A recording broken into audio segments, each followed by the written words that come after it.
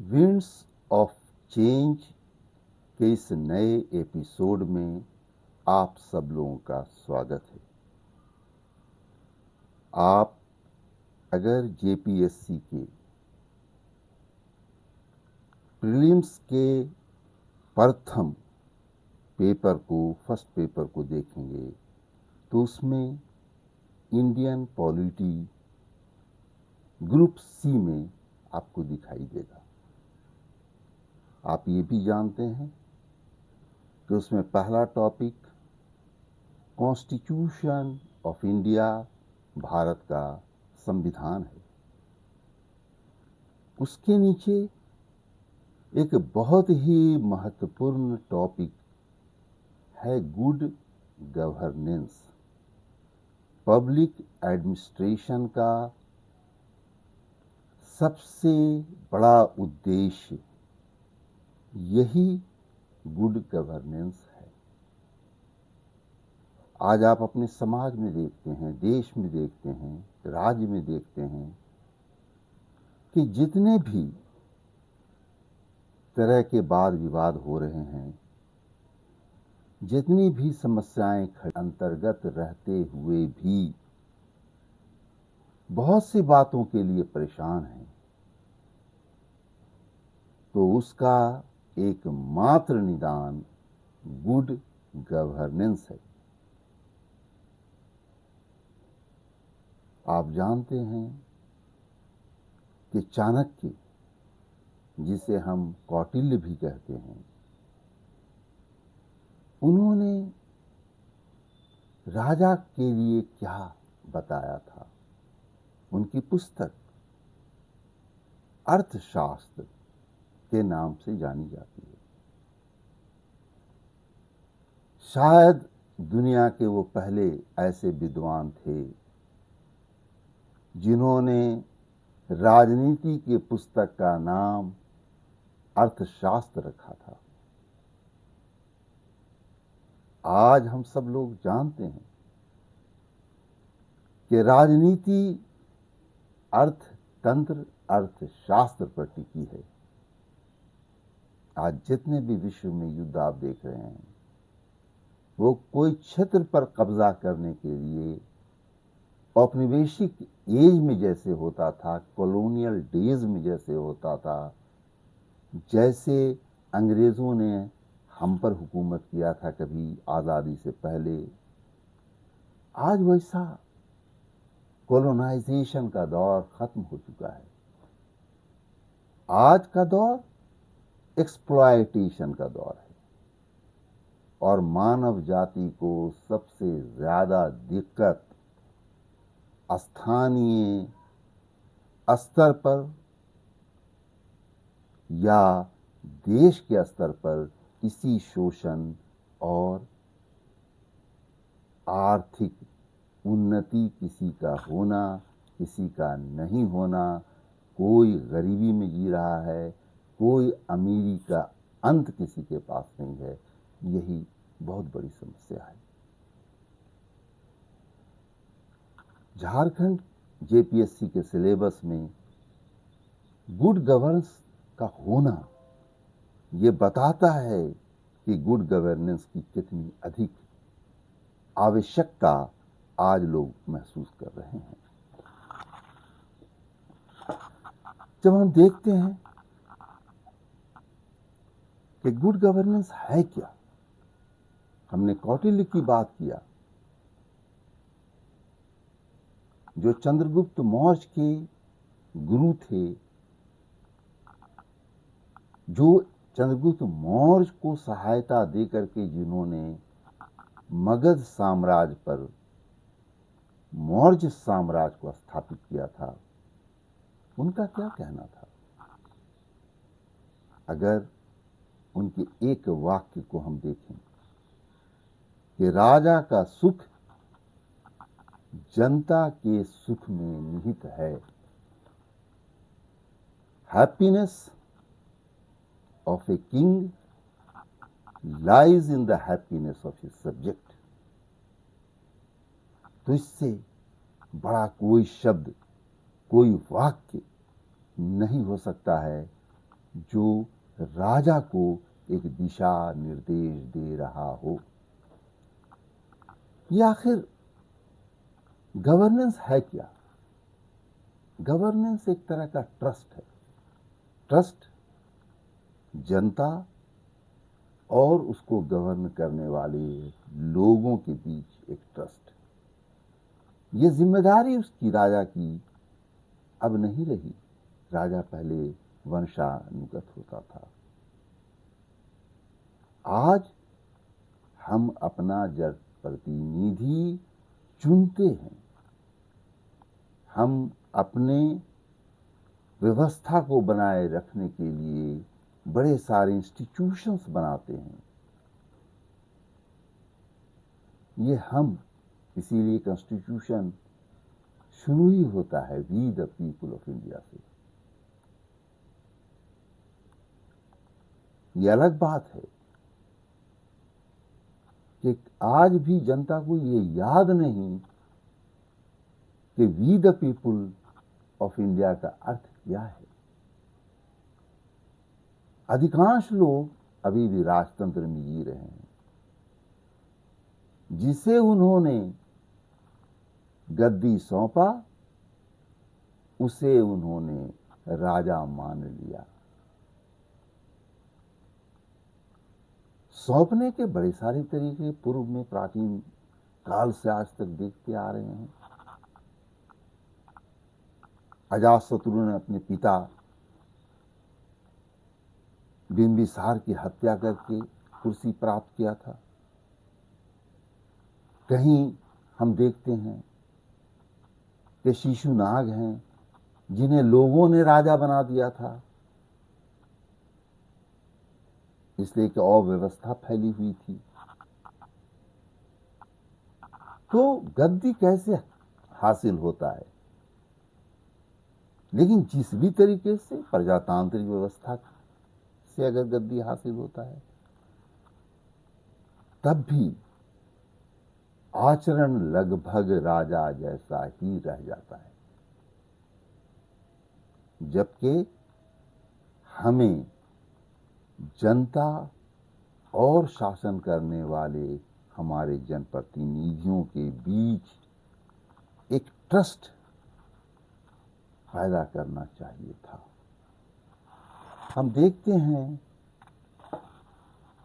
कि क्या मॉडल होना चाहिए। ग्रामीण क्षेत्र से लेकर के केंद्रीय सरकार तक हमारे पास एक मॉडल है, और ये मॉडल संविधान के अनुसार अपना काम कर रही है कि नहीं कर रही है, इसे देखने के लिए एक स्वतंत्र न्यायपालिका जुडिशरी है।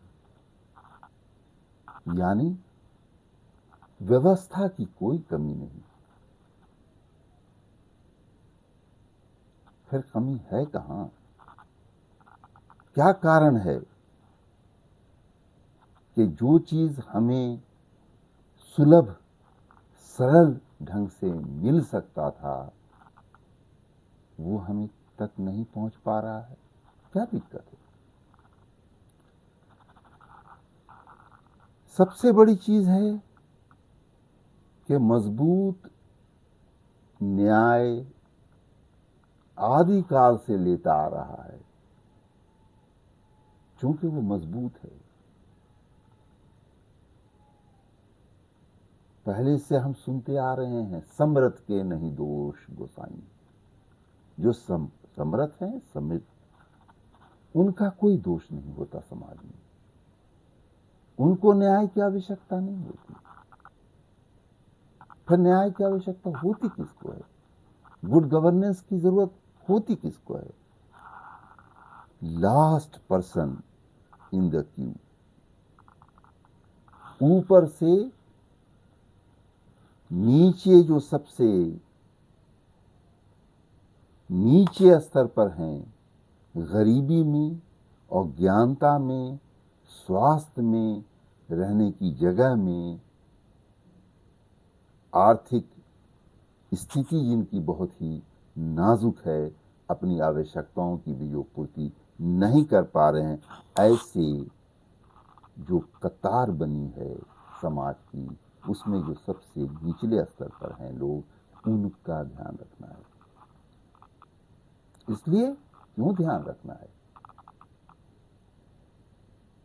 इसलिए कि वो अपना ध्यान रखने में सक्षम नहीं है।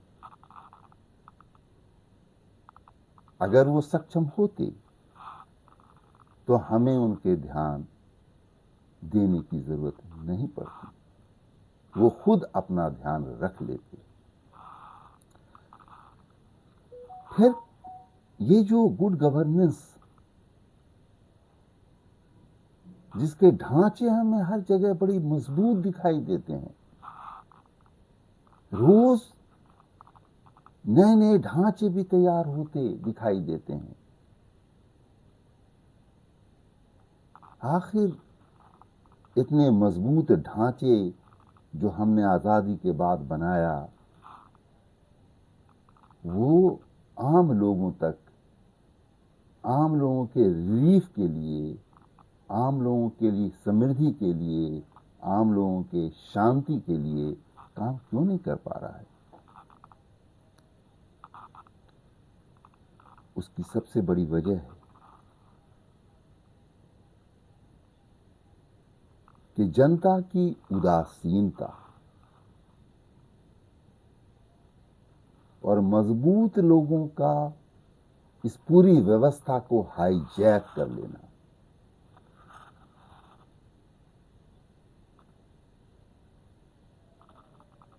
ये बात सभी लोग स्वीकार करते रहे हैं, जितने दार्शनिक आज तक दुनिया में आए हैं, कि मनुष्य स्वार्थी होता है, वो अपने सेल्फ इंटरेस्ट को देखता है, उसे समाज के इंटरेस्ट की परवाह अपने इंटरेस्ट के बाद होती है। तो फिर व्यवस्था तो इसी से छुटकारा पाने के लिए ही तो बनाई जाती है, सरकारें इसी के लिए तो बनाई गई हैं। इसका अर्थ है कि पीपल सेंट्रिक सिस्टम पॉलिसीज हमारी होनी चाहिए, जिसके केंद्र बिंदु में आम नागरिक होने चाहिए।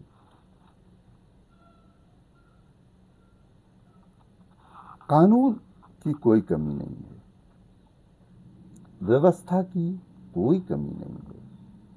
अगर सच पूछा जाए तो हमारा देश तो हेवन है कानून के मामले में, हर बात के लिए कानून है,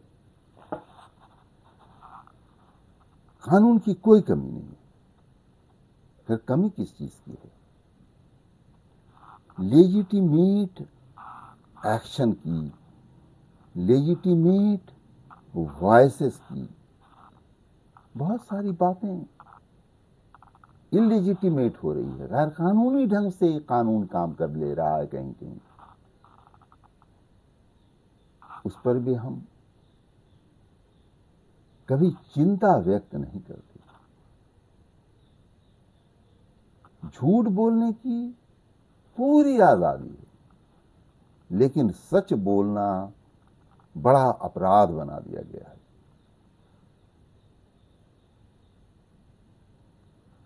इससे गुड गवर्नेंस की जो हमारी इच्छा है, इससे राम राज की जो हमारी कल्पना है, वो साकार नहीं हो पाएगा। हमें कहीं न कहीं अपने में बदलाव लाना होगा, कहीं न कहीं हमें जनता के हित का ध्यान रखना होगा, कहीं न कहीं हमें न्याय व्यवस्था को सुदृढ़ करना होगा ताकि न्याय सब तक पहुंच सके। एक चीज प्रजातंत्र में बहुत महत्वपूर्ण है, वो कंसेंसस ऑफ द पीपल।